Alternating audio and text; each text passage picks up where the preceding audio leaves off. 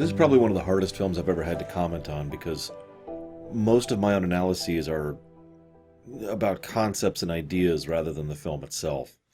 I actually don't have much to say about the film itself. Not really. It's a movie. It's by Nolan North, who, of course, has his big thing, which I'll talk about in a minute. It's made $69 million worldwide net.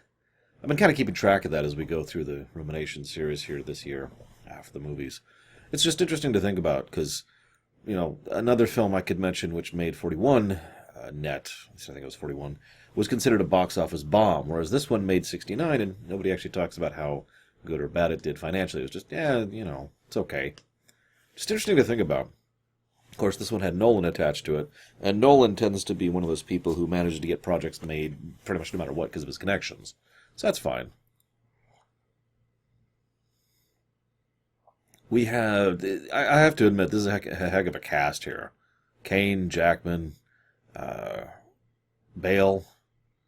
We also have, I wrote down his name, Daniel, I can never read my own handwriting. The guy who plays Moriarty is the judge here. Also, William Shepherd was in this film. And, of course, Scarlett Johansson. And the woman who was the villain in Iron Man 3, I can't remember her name, but she's good, too. Good stuff, good stuff. It's a good film. It's a very competent film. But what this film really is exposition. Now, you're probably thinking, well, of course it is. Or maybe you're thinking, what are you talking about? Depending on how much you've studied Nolan's films. He tends to really spend a lot of his cinematic career focusing on multiple methods of exposition. This is probably nowhere more apparent than in Inception, where a huge chunk of the film is devoted towards explaining and showcasing the ideas presented herein. But it is nevertheless something that is definitely present in a lot of his works. And I think it's actually one of the things that works really well for Nolan. Obviously, he is only the director here, not the writer, but you can feel its presence as people will argue things to each other, and as they're arguing them naturally in character, we get understanding of what they're talking about. As they're discussing how to do such and such, or maybe they're debating, you know, this other thing, they are deciding exactly how that particular thing is going to work, and so forth and so on. And that's pretty much the norm. That is how this works. That's how this presentation goes, is they're trying to get a bunch of information to you smoothly and efficiently, helping you to understand magic tricks, helping you to understand theater, helping you to understand Tesla and the pseudoscience here. That's another hallmark of Nolan things I've noticed. I don't know if this is true or not. I've never interviewed the man and certainly don't have the pull to do so. But I would be curious if he picks up projects that are just interesting to him. Because most of his stuff is completely ordinary, normal, with one twist, right? Like Inception. It's more modern, everyday, completely ordinary, except for the fact that we can go inside people's heads. Or the recent film, which I'm not going to talk about, because I don't want to talk too much about that. Obviously, recent spoilers are recent. Or this film, where Tesla invents a matter duplicator, and so forth and so on.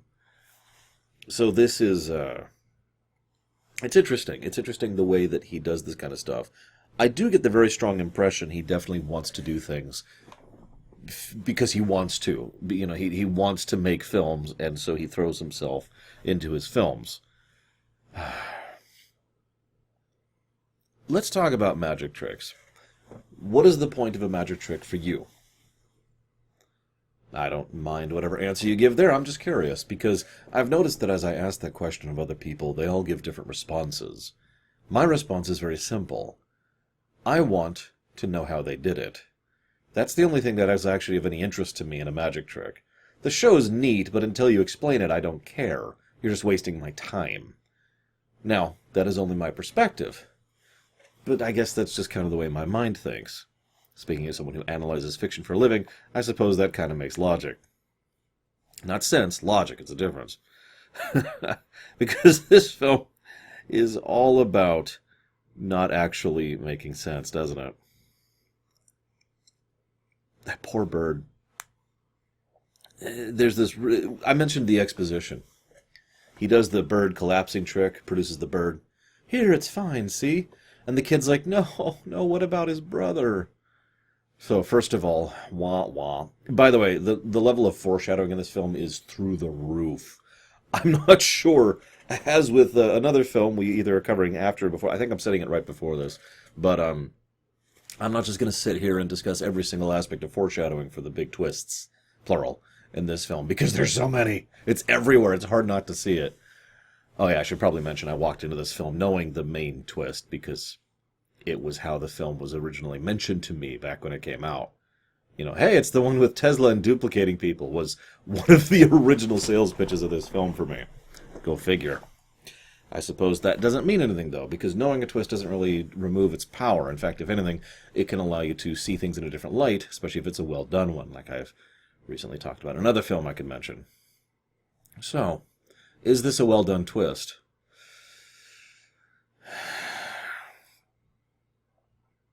Yeah, so I'd say that the twist about the Tesla devices is reasonably well done, even though that twist is given away, like, as soon as they show the hats. The moment they show the duplicate hats, and we know that he's going to use this device to do the transporting men, we know what's happening. We have put two and two together. I do think that twist is well done, because it's neat, it's nice, it's part of the narrative, it's obviously part of the major theme. The fact that there's this duplication thing and that he's either murdering or suiciding every night thanks to RNG is something that, you know, is kind of a byproduct of the main theme and the main plot and the work, right? So that actually works very well for me. And they do a good build-up to it. The build-up to the obsession and the fixation on it, that's nice stuff. Since Angiers was always more obsessed with everything than, well, you know, than the Bordens were. The Bordens were. That leads me to the other big twist. The Bordens. Plural. I know this is weird to talk about this first, but it's probably my biggest flaw with the film, in that the twist about the two Bordens really doesn't work for me. Oh, it's well foreshadowed. Christian Bale effectively plays two characters, and it is quite obvious, especially if you're looking for it.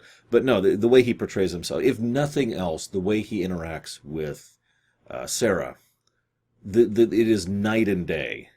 Actually, to be perfectly frank, the way he interacts with Jess is night and day too, but there was only really one key exception there. Well, two key exceptions, where the person who doesn't love them was having to deal with them, in contrast to the person who does love them. And there's the obvious, you know, today you mean it, today you don't thing.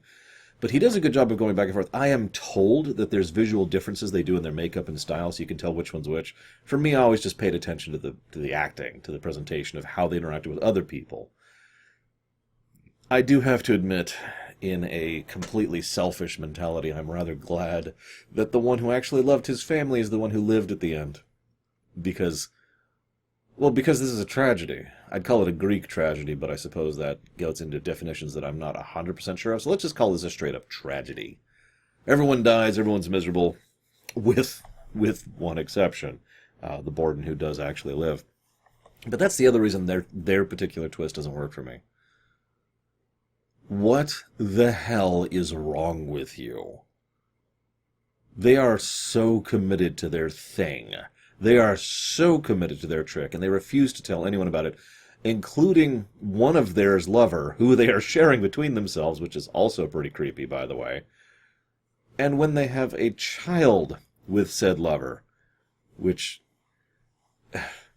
And in all this thing, they continue to retain this secret. In fact...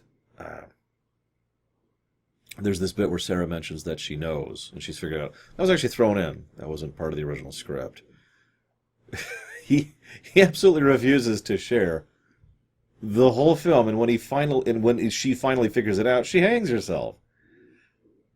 You're telling me that they are that committed to this stupid bit, and yeah, I'm going to call it stupid. Oh, sure, it makes for a nice magic trick, I guess. That's about it. That's as big as it gets. And I'm guessing they were building up to this for the years necessary to fake their identities and their past and to master the makeup and the wigs and the design and the teeth and everything they had to do and make sure that the one who wasn't currently active never talked because the voice would give it away immediately. This is ignoring the fact that people can see through things. People who are intimately familiar with you can see through those things. If my sister walked up to me right now in tons and tons of makeup and, you know, all the stylings they put through, I'd still recognize her. She's my sister. So I didn't buy it. I didn't buy it in universe. I feel it's just kind of a just go with it thing. In some way, it kind of seems to mirror the methods that Angier went to, where he actually makes duplicates of himself, however many dozen or hundred. Well, he did 100 shows total, but he didn't get to that point. So however many shows he actually managed, he actually shot himself. That's the fun one. Why did he shoot himself? No, really. What's the reasoning there? Just, I'm the one nearer the gun, so I get to live?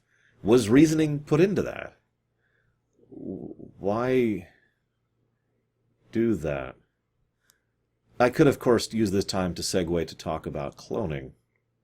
But this isn't cloning. This is actually duplication, or forking, if you prefer. Duplication is different than cloning. Cloning is Star Wars, right? Clone Wars. You have a single genome and you use it to make a bunch of people who are, similar in overall genetic makeup and style to the original, but they are each unique and individual people from word go. They grow up differently and blah, blah, blah, right? Duplication effectively means that you take one thing and make it into two, and as of the moment, the instant of duplication, they are the same person. But from that very second onward, they are now forked, hence the term, and they are now moving off into being completely separate individuals. Because they are. Now, here's the really fun one. Which one's the original? I've actually talked about this concept before. It's one of the more horrifying aspects of duplication, especially if we're talking about duplication which involves destruction, which, funnily enough, his method does. Although his method is very crude. He drowns himself, or the other guy, and shoots himself, or the other guy, each time. Let me explain that a little bit. In order to best explain this, I want to use the individual perspective. You are you, okay? So if you were to track your consciousness, your sense of whatever, until the moment of the fork, and then the fork happens, one of those forks is you, the other one is the duplicate. Now, they have the same memories and same mentality and everything, but they are not you. You follow? Your uninterrupted consciousness goes forward onto one of those tines, or teens, or however you pronounce that, of the fork. So, how do they determine which one's which? How exactly do they decide? And I feel like there was a thing Tesla said. I might have missed it. Might have been in the behind-the-scenes material. There's a fair amount of it for this one, too, especially since there's a book, apparently. I just keep covering films that didn't sell well, that are very well liked, that are based off of books. That's just a trend this year. You guys picked them, not me. Don't look at me. After this teen... is it teen? Is it time? After this fork in the road, it randomly decides which one of you is which. Which means you could, if you had the literal flip of the coin, you could be the guy who's teleported to wherever you're going, or you could be the guy who falls into the tank and drowns to death. So that's neat. Yeah.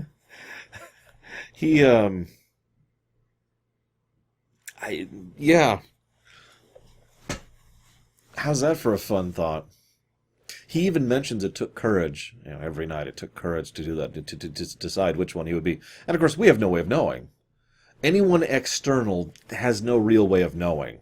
The only real way to know is to actually be the individual. And even that's only really obvious after the fact. Because if the uninterrupted consciousness then goes into the tank and dies, well, that's it. That was you. Congrats. If you go out into the thing, then you have to assume that you are the original. Although you could also be the duplicate, but you wouldn't really know. You would have no way of knowing, since there's no real basis of comparison.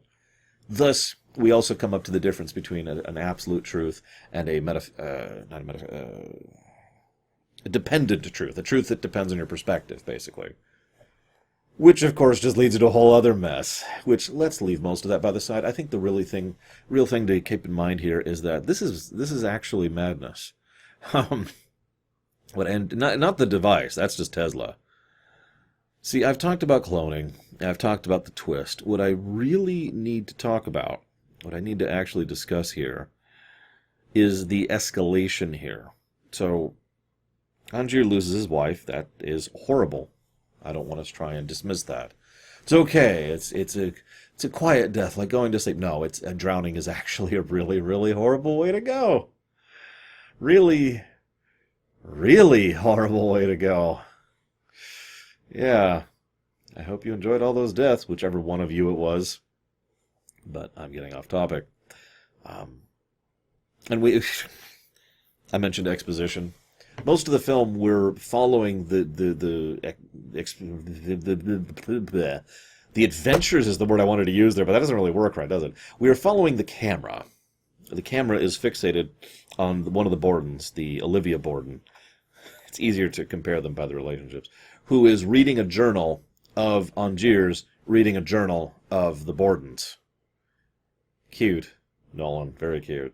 It does a good job of making the flow. That kind of layered Inception sort of exposition is a lot harder to do than it sounds. So I do want to give absolute credit to the technical aspect here. But what I want to talk about is escalation. Tesla, who is awesome, and played by David Bowie, who does a really good job, actually. He loses his wife, and then he loses his fingers. And then he loses his one big shot to try out this new trick, which is really cool, by mangling someone in blah. It just kind of goes back and forth and back and forth. Neither of them can let it go. You may or may not remember 2 weeks ago, I talked about Fight Club. Now, I'm not going to spoil Fight Club, no pun intended, but what I am going to talk about is the concept of the sunk cost fallacy.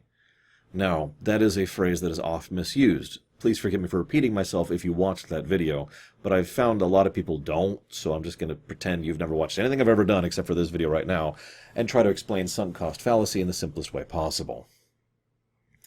You have already burnt money on something that is not working, and you have convinced yourself it is worthwhile because of what you have burnt on it, whether in terms of time, money, resources, investment, effort, care, emotional, whatever. Right? That's sunk cost fallacy. It has to be worth it to keep trying to get back at him because I've already spent so much to get back at him.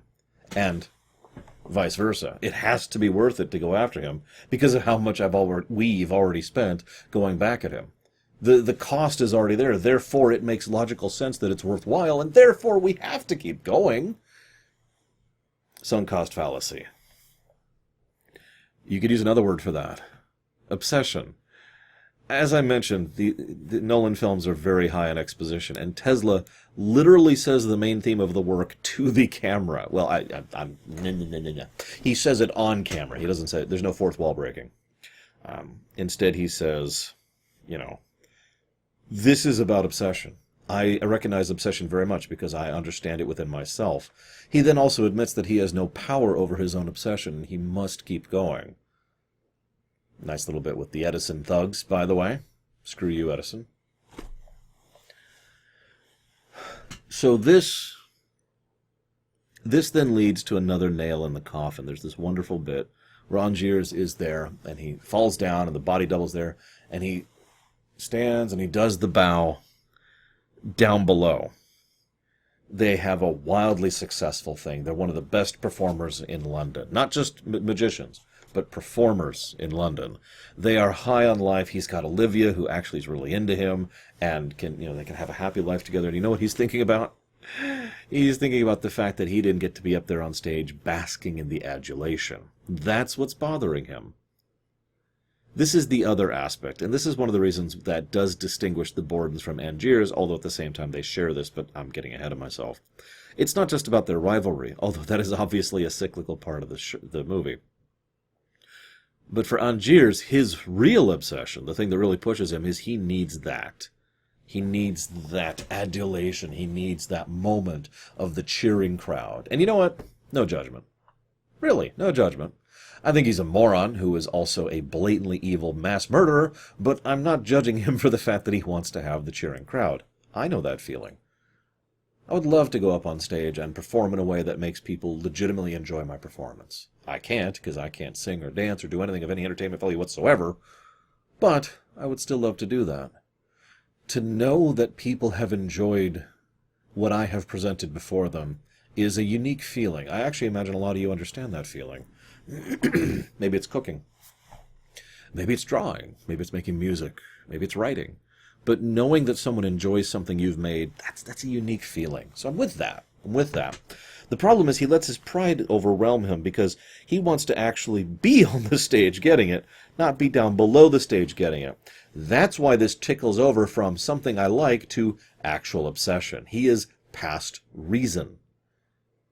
Because I feel like too many people misuse that word obsession. Obsession is when you go beyond reason and logic in a way that is demonstrably unhealthy. Looking at you, Tesla. It's okay, we recruited him a few years ago. He's fine, he's fine. But Angiers just is like, okay, I'm going to sell you out, Olivia. You go over there and you figure this out. Meanwhile, Root's trying to blackmail them. And then Borden, one of the Bordens, literally steals the show. This is when we really start to see the jumping around narrative being well presented. I don't care about my wife, I care about his secret, is one of the things Angiers says. This is the first and most obvious aspect of his obsession. By the way, I said I'd cut back to it. I might as well cut back to it now. What's the Borden's big obsession? Themselves, the twin life they have going on. They are just as fixated and obsessed about that to an unhealthy degree as Angiers is about his desire to have that praise, to be the best. By the way, both of their obsessions make no sense. Of course they don't. They're obsessions. The Bordens have the possibility of legitimately happy, enjoyable lives if they just kind of walked away and let this go and were opened up to both Olivia and Sarah. And Angiers is rich. By the way, that's actually my favorite bit of foreshadowing in the entire film. Angiers performs, and then it sucks. And then he performs, and then it botches, and he can't get any performance. And then he performs... Well, no, then he doesn't perform for a while. And then he performs, and then he kills himself over and over. But if you're paying attention, in between there, not only does he keep getting new performances, but he has the ability to fly to America in whatever year this is, sometime between late 1800s to about 1940. So he flies to America, and then goes and finds Tesla, and then flings money at him en masse, being the only financier funding the entirety of Tesla's operations. Right? That's the best bit of foreshadowing in the film for me, the fact that he is part of the rich. He actually references that way back when his wife was still alive. And he mentions, I had to change the name because because of my connections with my family, and they didn't approve, and blah, blah, blah. Tiny little thing slid in there that we can understand now as him being from old money, Lord. Anyways. So, Borden steals the show. Angiers breaks a leg, literally. Getting more escalation going on here.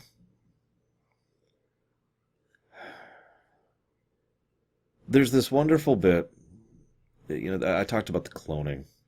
I talked about the Bardens. I talked about obsession. I talked about him basking. When he finally accomplishes it, he just absolutely... The camera takes a moment to really showcase how much he is soaking in the applause and the adulation, how much he absolutely adores that. Towards the end, which is also the beginning, because we got to do this all completely out of order, we see that... Borden, when he went down, he did actually try to save Angier's life. That's interesting to me in its own right. What's also interesting is the man in the tank knew everything that was going on. He knew that he was down there to frame Borden for this. So he was now about to die in order to get revenge on the man who cost him his wife by drowning, respectively. And I just gotta say, there's something incredibly diseased about the mind of Angiers. This guy is a level of unstable that I have problems properly enunciating. Usually when I see someone this unstable, they're running around with white face paint and cackling. This guy is totally cool with murdering... Let's assume it's always him. Which it's not, but let's assume that, okay? It is possible, thanks to theory, that the coin will keep turning up heads, right?